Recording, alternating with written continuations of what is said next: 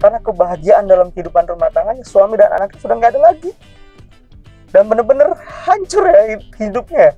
Jadi dalam sketsa cerita ini, itulah yang coba digambarkan oleh penulis Alkitab yaitu Lukas, bahwa kehidupan kita di atas dunia ini penuh dengan yang namanya penderitaan, sakit penyakit, bahkan yang namanya kematian. Bahwa satu-satunya yang dapat membuat kita sanggup dan dikuatkan untuk mengalami semua pengalaman duka cita dan kekecewaan itu hanyalah Yesus. Orang nggak menyadari bahwa ketika dalam penderitaan, kemalangan, kekecewaan dan duka cita, justru saat-saat itulah orang sedang dekat dengan Tuhan. Jadi jangan suka ketawa ya. Kalau gitu Tuhan nggak dekat dengan orang yang happy dong. Nggak juga.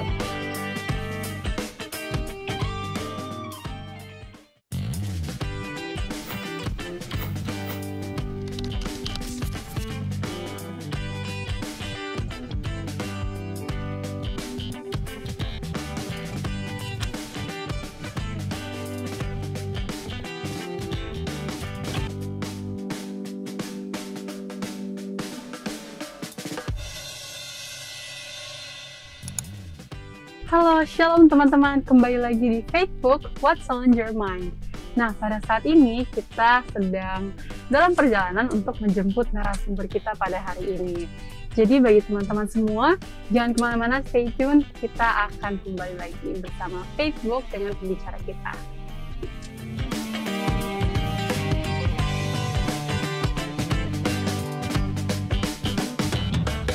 Shalom teman-teman, kembali lagi di Facebook What's on Your Mind. Nah, tadi kita lagi dalam perjalanan untuk menjemput pastor kita hari ini, dan sekarang udah bergabung bersama-sama kita Pastor Dedi Kurniawan.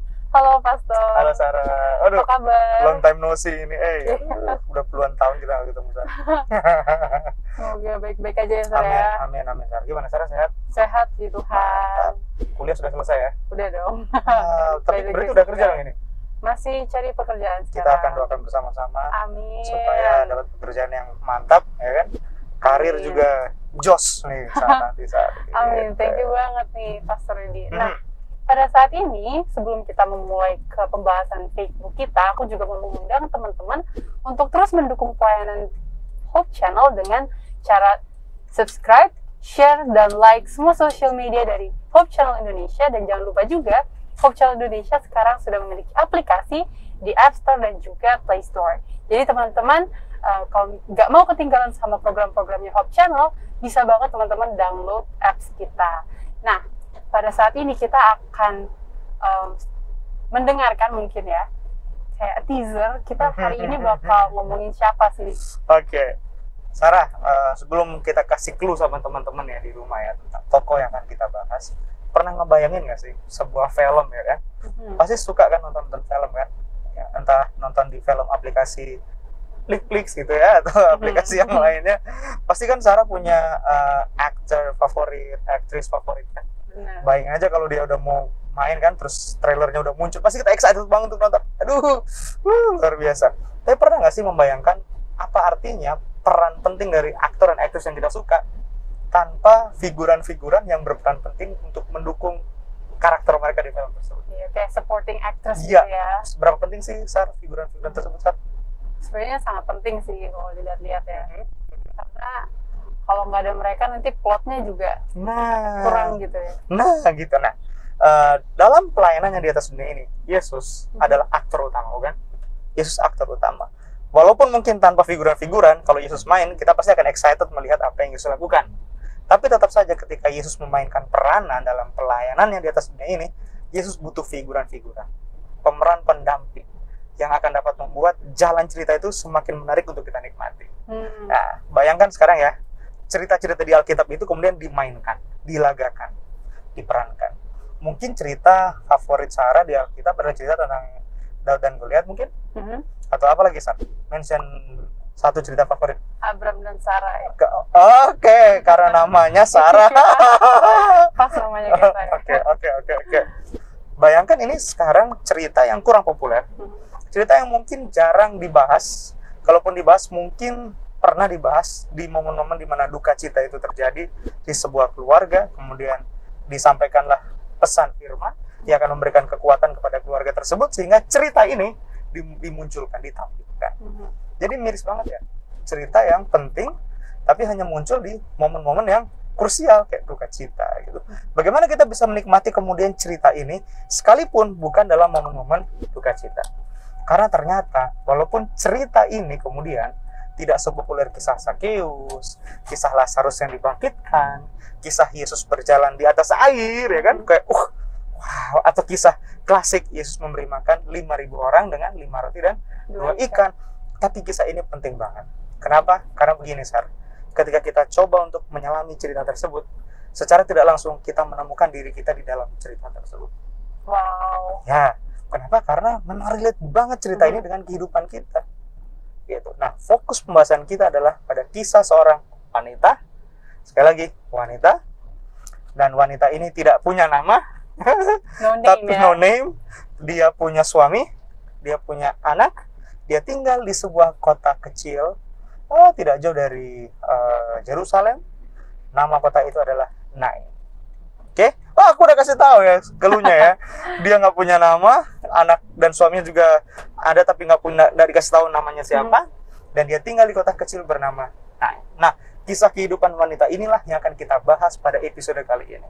Dan ingat kuncinya, ketika kita menggali kehidupan dari wanita ini, ketika dia bertemu dengan Yesus, pemeran utama itu, tapi walaupun kita akan menggali kehidupan wanita yang merupakan figuran itu, kita akan mendapati diri kita berada dalam cerita tersebut, Sarah. Mantap banget. Itu yang akan kita bahas banget, pada Pastor. episode kali ini. Oke, jadi aku pribadi udah penasaran banget sebenarnya gimana sih signifikansi dari tokoh figuran ini ya. Jadi kita akan sama-sama belajar teman-teman tentang tokoh figuran ini. Jangan kemana-mana, kembali lagi di Facebook What's on Your Mind.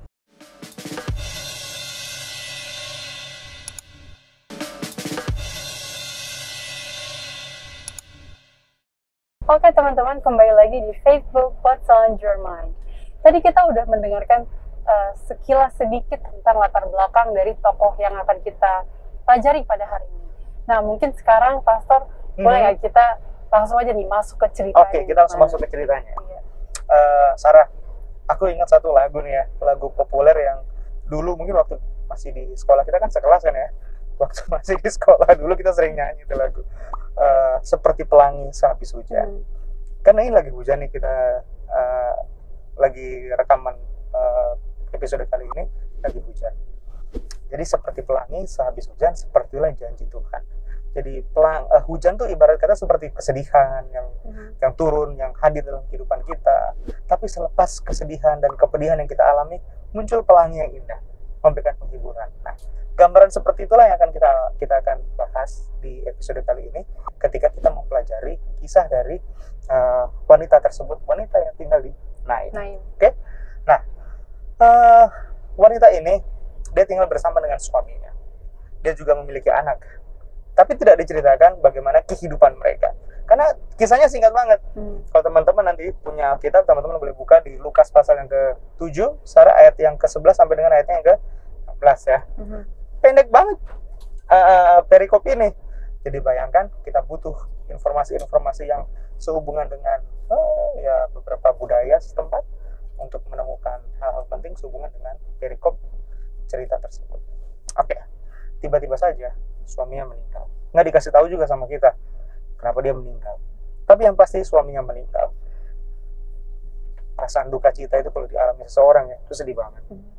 Tapi ketika suaminya meninggal, mungkin ini yang menjadi penghiburan si wanita itu ya, si ibu itu, ketika dia melihat anaknya.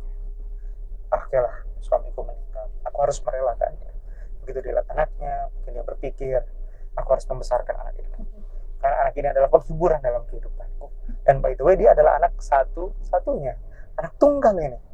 Jadi semua harapan yang dimiliki oleh wanita ini yang tadinya ada pada suaminya, sekarang akan dicurahkan kepada anaknya. Semua perhatian yang dulu dia bisa berikan juga kepada suaminya, sekarang dia akan berikan full kepada anaknya. Jadi kepada anak inilah kemudian semua doa-doanya akan dipanjatkan kepada Tuhan. Nah, mungkin dia berpikir, nah, kamu harus kudidik menjadi anak yang hebat. Nanti kamu harus hebat, Sarah. Kamu bisa menjadi seorang yang berguna untuk bangsa. Dan yang penting adalah nanti kalau kamu sudah besar, kamu berkeluarga, aku nggak kesepian lagi. Begitu kan seorang ibu kan, dia mungkin berpikir nanti kalau kamu punya istri, punya keluarga, kamu punya rumah, aku bisa ikut di rumah di mana kamu tinggal, kebahagiaan keluargamu adalah kebahagiaanku. Mungkin begitu yang ada dalam pikiran ibunya. Dan ketika dia coba untuk membangun harapan itu kembali, selepas suaminya meninggal, tiba-tiba anaknya juga meninggal. Aduh, Sarah, pedih sekali apa yang dialami sama ibu ini. Jadi apalagi yang dimiliki sama ibu ini? Ada lagi harapan dalam hidupnya? Dia nggak bisa lihat lagi harapan. Suaminya mati, sekarang anaknya mati. Berdoa untuk siapa lagi? Untuk dirinya? Sepertinya juga nggak penting berdoa untuk dirinya. Karena kebahagiaan dalam kehidupan rumah tangganya, suami dan anaknya sudah nggak ada lagi. Dan benar-benar hancur ya hidupnya. Jadi dalam sketsa cerita ini, itulah yang coba digambarkan oleh penulis Alkitab yaitu Lukas, bahwa kehidupan kita di atas dunia ini penuh dengan yang namanya penderitaan, sakit, penyakit, bahkan yang namanya kematian. Jadi Sarah, realita ini dihadapi oleh semua orang. Siapa saja Sarah? Siapa yang nggak pernah punya masalah dalam hidup ini? Harusnya nggak ada sih yang nggak punya masalah. Semua punya masalah, bukan? Siapa yang nggak pernah terhimpit, kecewa Sarah? Dan siapa yang nggak pernah teriak sama Tuhan, Tuhan, why me, Tuhan, gitu. Why me and my family? Kenapa harus aku dan keluargaku yang menimpa, yang tertimpa dengan kemalangan ini? Mungkin itu yang menjadi doa dari ibu yang malang itu. Oke? Jadi sekarang, karena anaknya sudah mati, maka seperti kebiasaan orang-orang di Timur Tengah, di Palestina, maka mereka akan, biasa kan, memandikan jenazah, kemudian menutupnya, kakinya ditutup dengan kain lena, tangannya diikat dengan kain lena, kemudian wajahnya akan ditutup dengan kain, lantas kemudian selembar kain yang panjang akan menutupi semua badannya. Dan sepertinya kalau merujuk kepada galian-galian arkeologi ya, susunan rumah-rumah yang ada di sana itu rumah sangat sederhana, Sarah, tapi bertingkat. Dan biasanya mereka akan meletakkan jenazah itu ada di tingkat 2 rumah mereka. Ya, sangat sederhana itu. Jadi bayangkan rumah itu sederhana, diletakkan di lantai 2. Setelah selesai dimandikan, maka datanglah orang-orang untuk berkunjung, memberikan support bagi ibu. Pasti semua kerabat-kerabatnya. Mungkin laki-laki ini, anak ini adalah orang yang supel, mungkin ya, teman-temannya banyak. Waduh, menyayangkan. Aduh, masih muda. Ibu-ibu PKK Kota Nain mungkin datang mengorganisir, ya kan? Ibu-ibu bakti wanita yang ada di Kota Nain, mereka datang memberikan support. Diakonis datang membawa kue, ya kan? Supaya semua orang yang datang dapat dilayani dengan baik. Begitulah cara mereka memberikan support dan dukungan kepada ibu yang malang ini. Kemudian ada 4 orang Sarah yang naik ke atas lantai 2 dan mereka membawa keranda jenazah.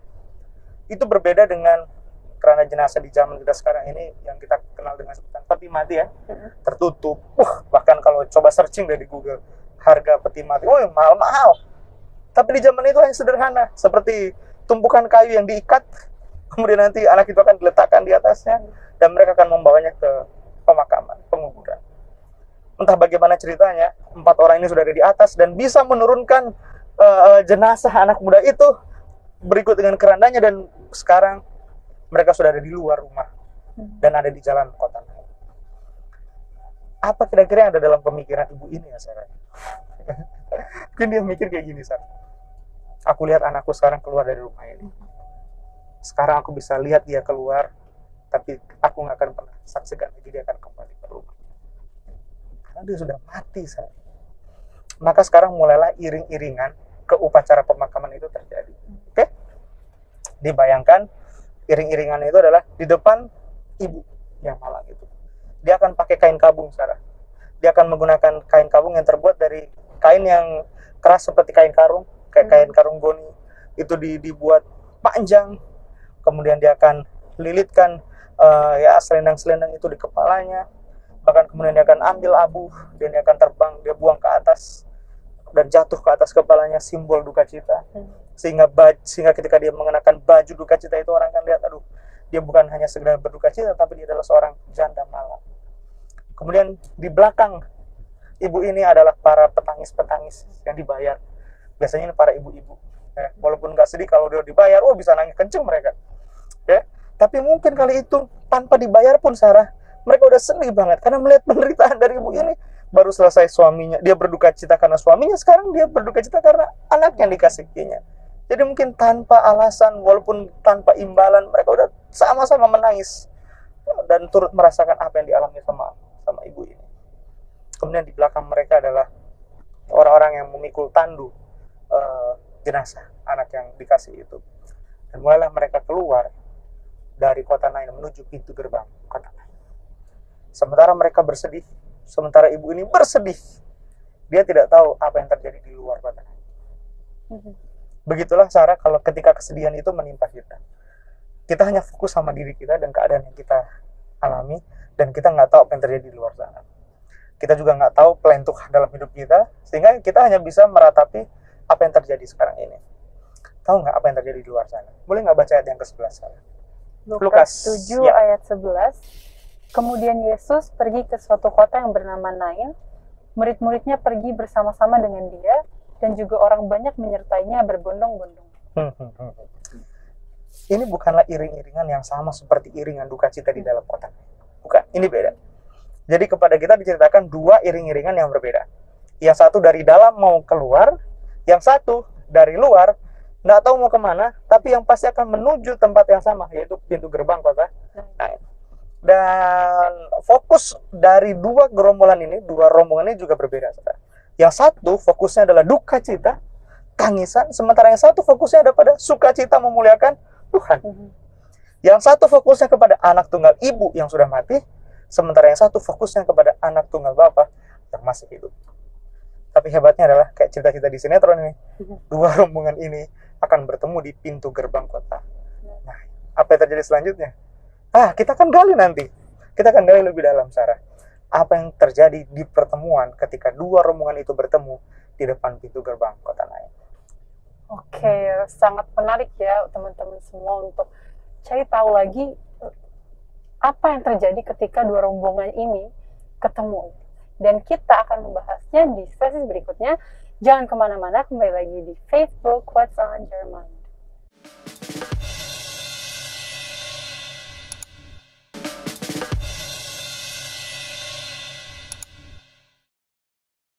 Kembali lagi di Facebook What's on Your Mind. Nah teman-teman, jadi tadi kita udah mendengarkan gimana sedihnya janda yang malang ini. Dan sekarang kita akan masuk lagi ke next part of the story, di mana tokoh yang tadi kita anggap sebagai tokoh figur ini bertemu dengan tokoh utama, yaitu Yesus. Apa yang terjadi ketika kedua tokoh ini bertemu? Silakan Pastor. Ya, ini makin menarik ceritanya, Sarah ya. Jadi ketika ingat, dua rombongan ini belum bertemu ya, masih ada dalam perjalanan mau bertemu. Tapi perempuan ini kan nggak tahu kalau dia akan bertemu dengan Yesus dan rombongan besar itu. Tapi Yesus tahu apa yang akan terjadi, bukan? Sehingga dari jauh Yesus melihat pintu gerbang kota Nain itu, dan seperti menunggu, keluarlah wanita. Bu, keluarlah bu. Sementara orang lain yang ada di belakangnya, yaitu murid-muridnya dan rombongan orang banyak, nggak tahu apa yang terjadi.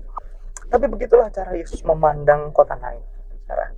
Ketika dia melihat kota Nain, yang dilihat adalah sebuah kota kecil, tapi itu dibentengi dengan tembok yang kokoh.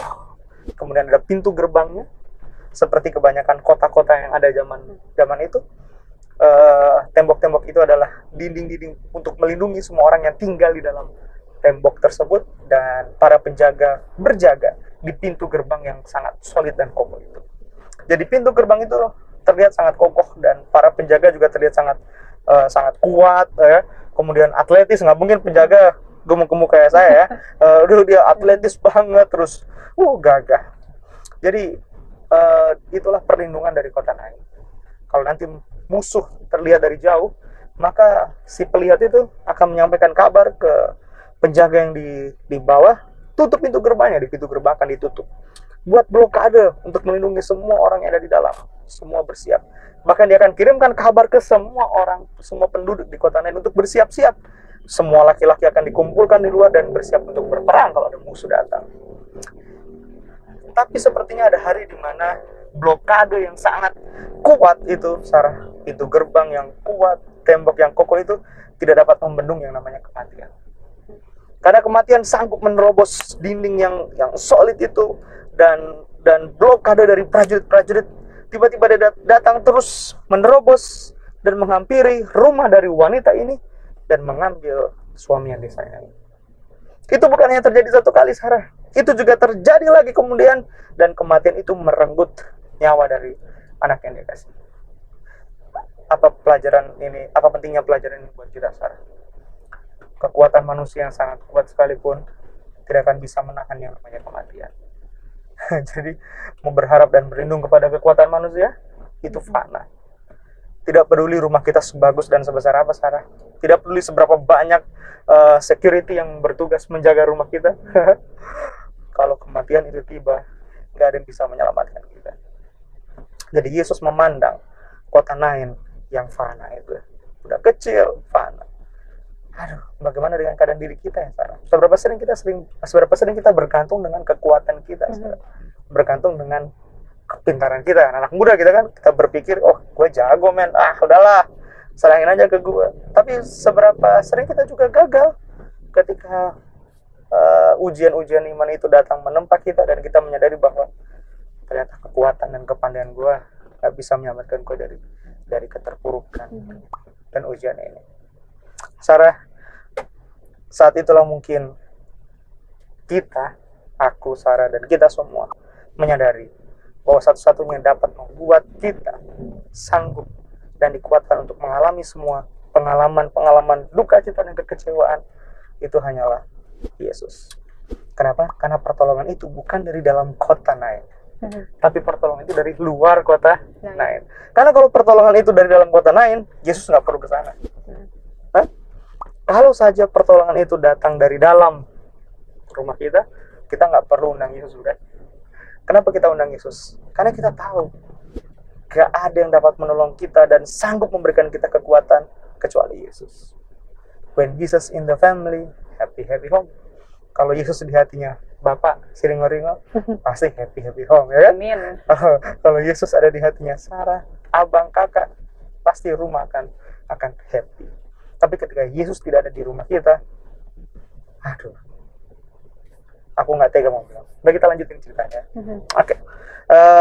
Bolehkah dibaca ayatnya yang ke-13, Sarah? Dari Lukas pasal yang ke-7.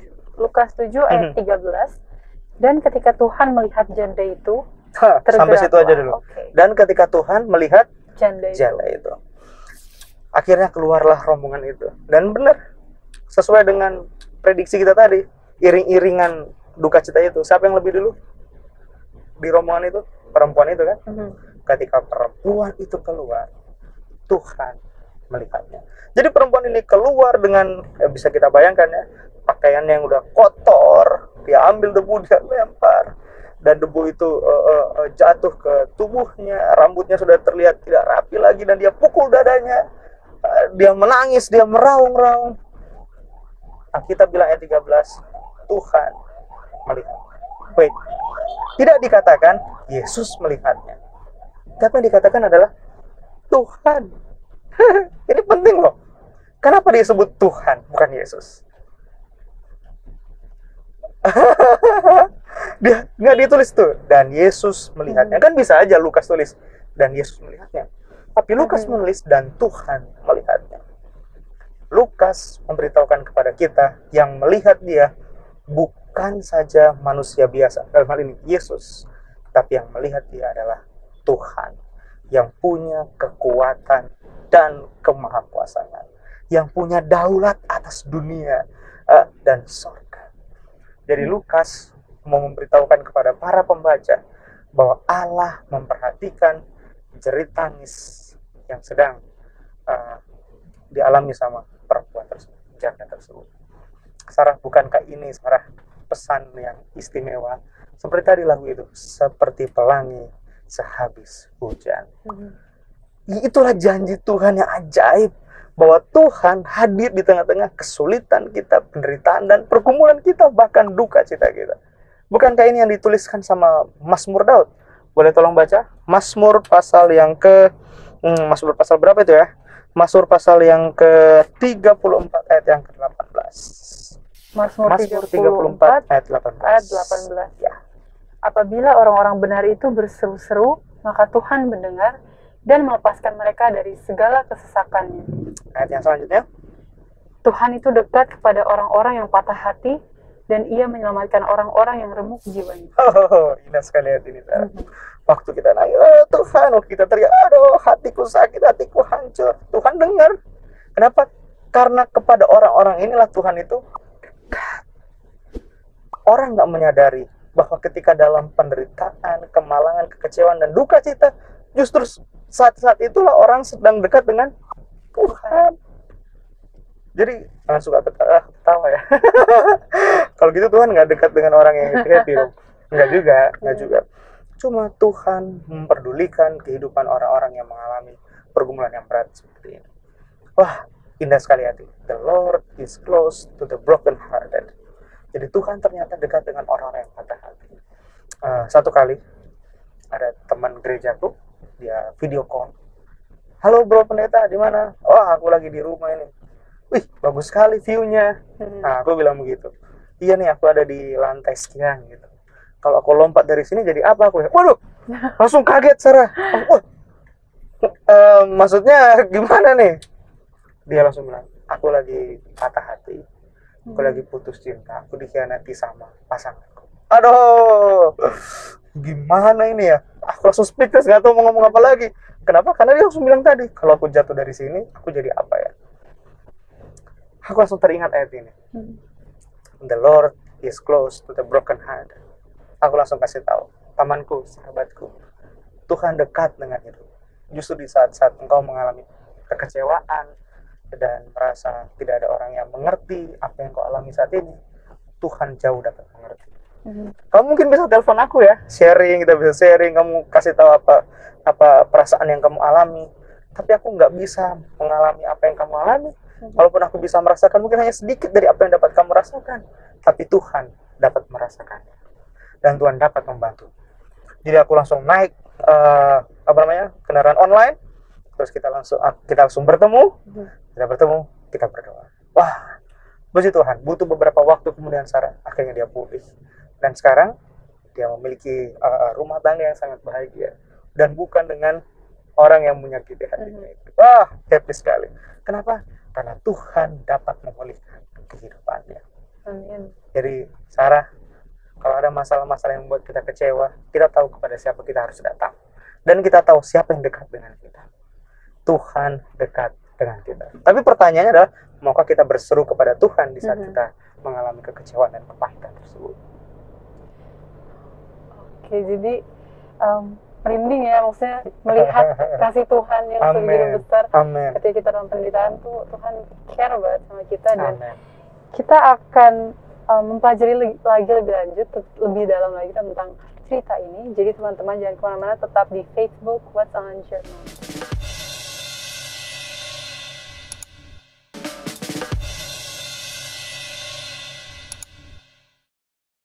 Kembali lagi di Facebook What's on Your Mind. Tadi kita udah mendengarkan bagaimana Tuhan melihat janda yang malang ini, dan Tuhan melihat orang-orang yang sedang patah hati, dan Tuhan dekat dengan mereka. Lalu apa yang Tuhan lakukan? Jadi kita akan mempelajari pelajaran berikutnya. Ya, Sarah, ketika kita melihat orang yang malang, lagi kecewa, mungkin ekspresi yang kita akan ungkapkan adalah, kasihan gitu ya. Ini bahaya nih, teman-teman yang dari Manado itu suka sekali ngomong kayak gitu, kasihan, kasihan, aduh. Tapi jangan sampai dikasihan doang gitu, no action setelah kasihan. Bahkan untuk hal-hal yang mungkin happy juga mereka bilang kasihan. Itu loh si Sarah, udah tamat, aduh kasihan, udah tamat ya. Kasihan. Tapi begitulah ekspresi yang biasa mereka suka ungkapkan. Oke, ketika Yesus melihat wanita itu, apa yang terjadi setelah dia melihat wanita itu, Sarah? Boleh nggak baca kalimat selanjutnya? Kalimat pendek selanjutnya. Ayat yang ke-13. Tergeraklah hatinya oleh belas kasihan. Tergeraklah hatinya oleh belas kasihan.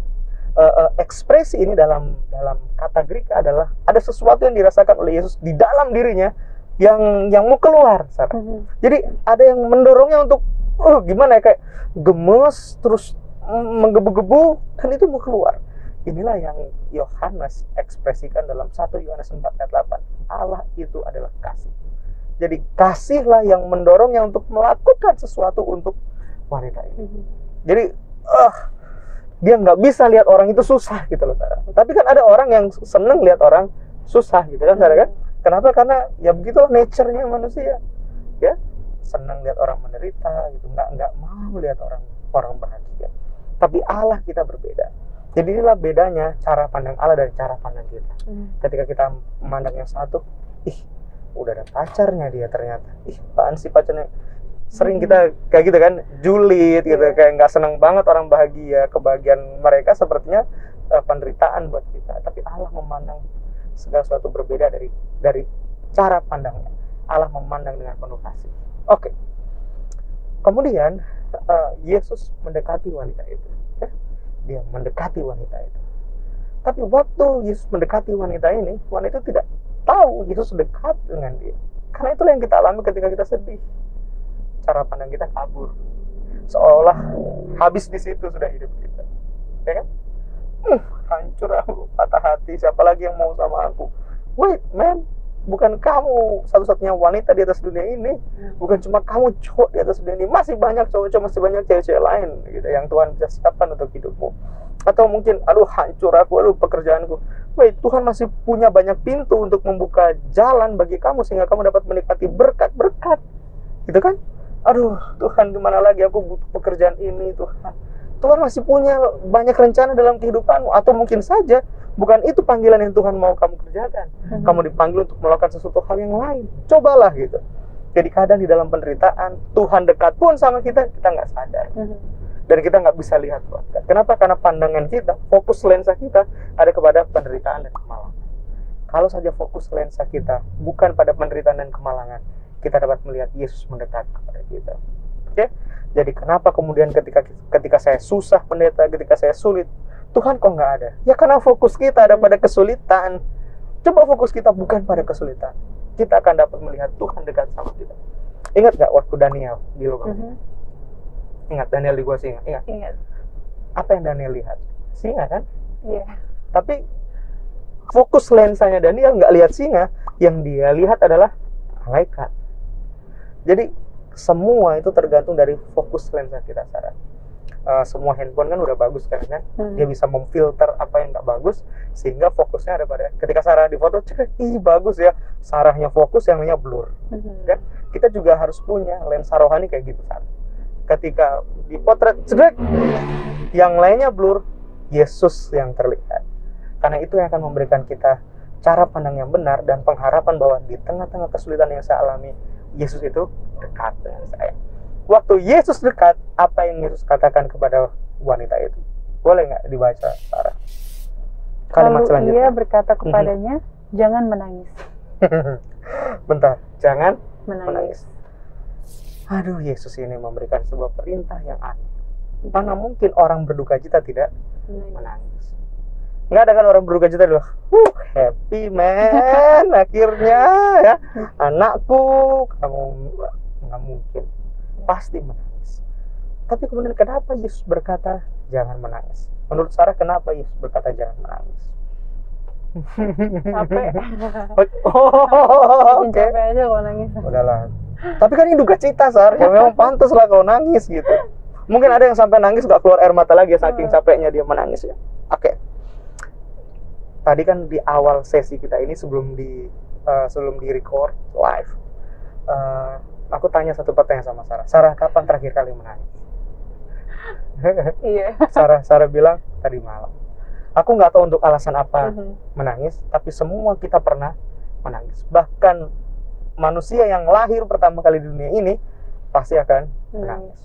Kalau nggak nangis, kata bidan atau dokter, bahaya katanya. Jadi aku ingat waktu anak kami lahir, Sarah. Wah, istriku udah dijambak-jambak semua. Begitu sudah lahir, semua kita diem. Kan kita nunggu dia nangis kan. Begitu dia nangis, tiba-tiba saja tangisannya istriku dan sakitnya aku digaruk-garuk terus dijambak, itu jadi kayak happy banget.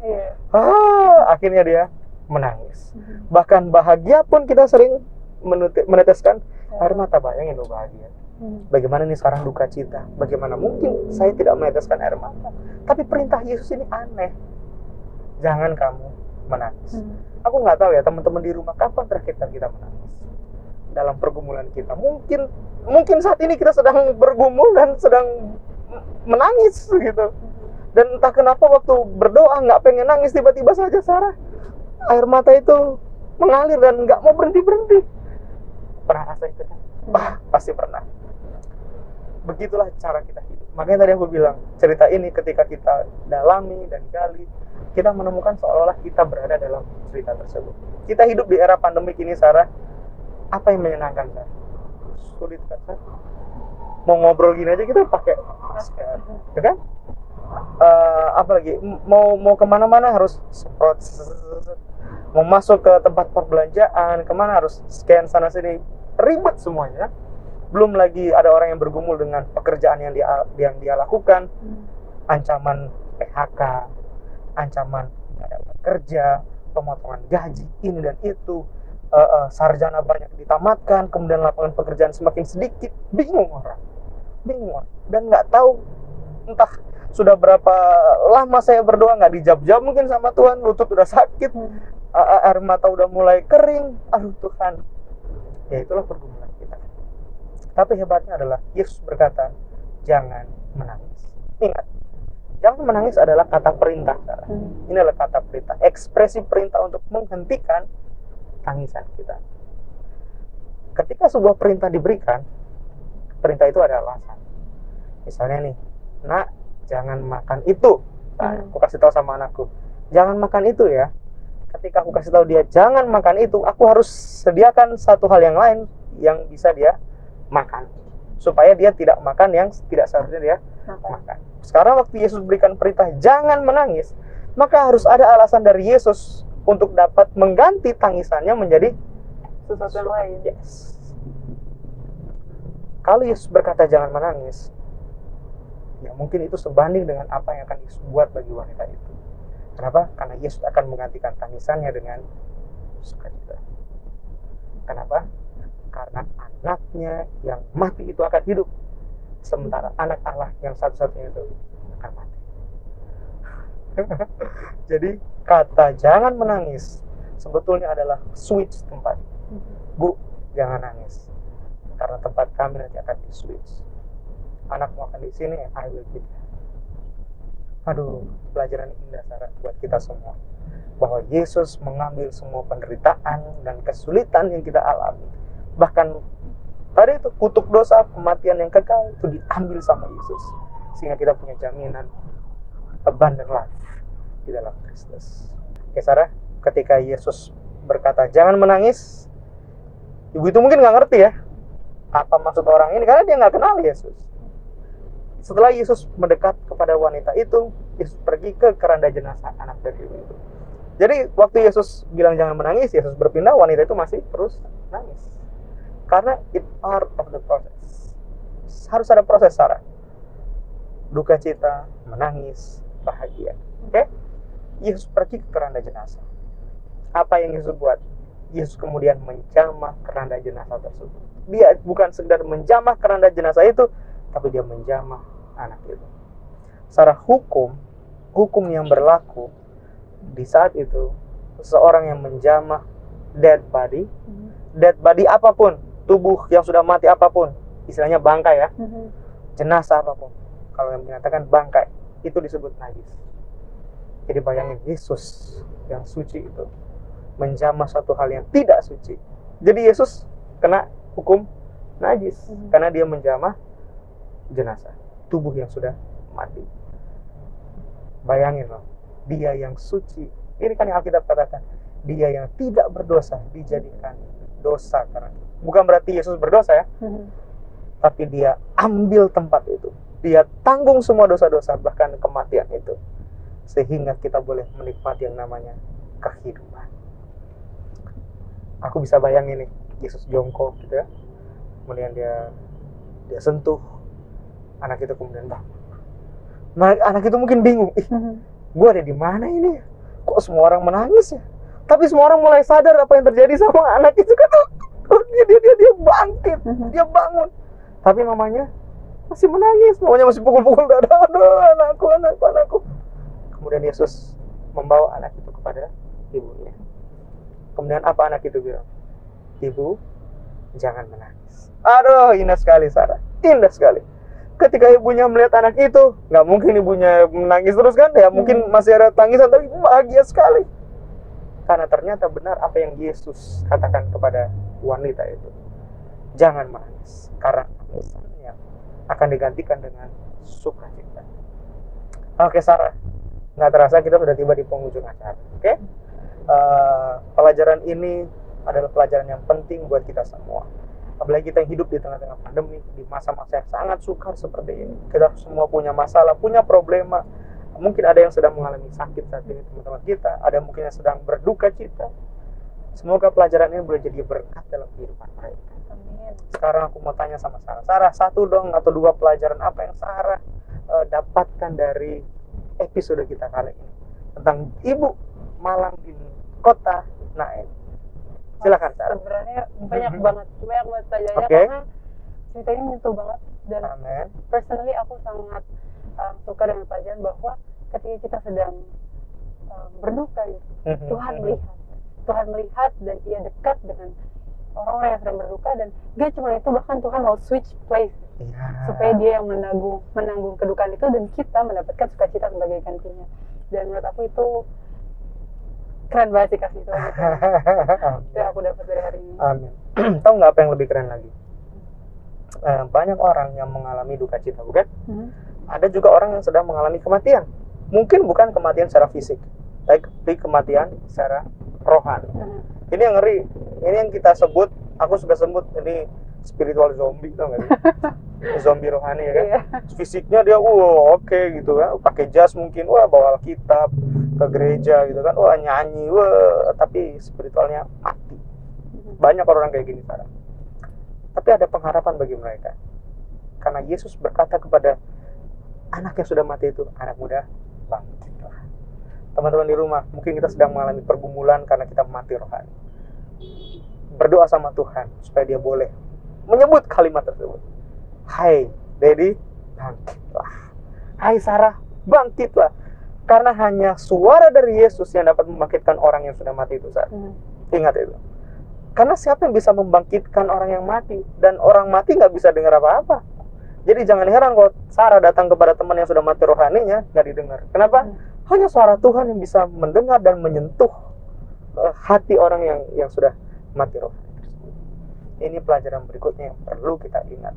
Ketika kita dalam pergumulan mati rohani, kita perlu Yesus untuk datang kepada kita dan menyebutkan kalimat, anak, bangkit. Sarah, ada banyak pelajaran, tapi kita berharap pelajaran ini boleh kita alami.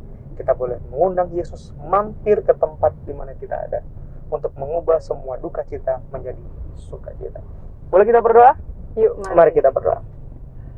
Tuhan, kami mengucap syukur kepadamu. Kesempatan yang indah ini, kami boleh mempelajari kebenaran firman Tuhan lewat kehidupan ibu yang malang di kota Nain.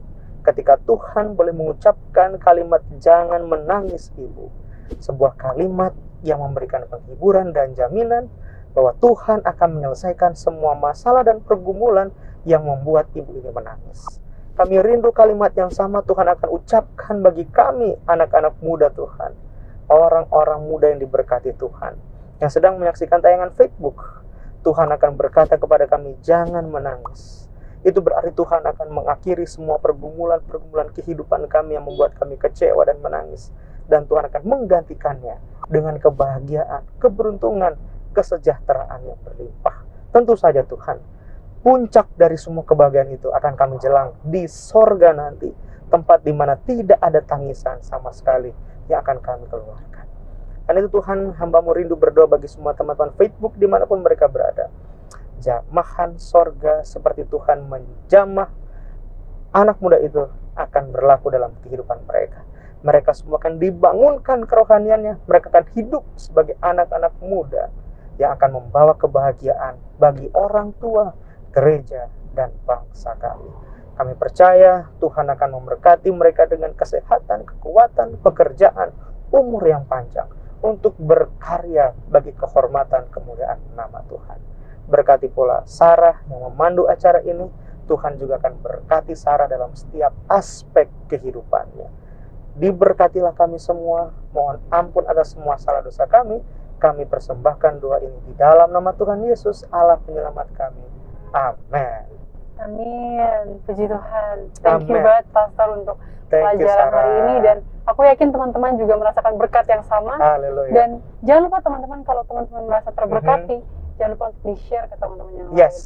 Subscribe ke channel Hope Channel Indonesia dan juga like konten-kontennya. Dan kalau teman-teman nggak mau ketinggalan program-program yang lain, jangan lupa juga untuk download apps Hope Channel Indonesia. Dan teman-teman, kalau misalnya teman-teman penasaran juga tentang tokoh-tokoh Alkitab lainnya, dan teman-teman mau supaya tokoh itu dibahas di Facebook, teman-teman boleh banget untuk komen di kolom komentar Hope Channel Indonesia tentang tokoh yang mau dipelajari. Nah, jadi teman-teman, terima kasih banyak udah login di Facebook pada hari ini, dan jangan lupa untuk login lagi di sesi berikutnya. Terima kasih teman-teman, kiranya Tuhan memberkati.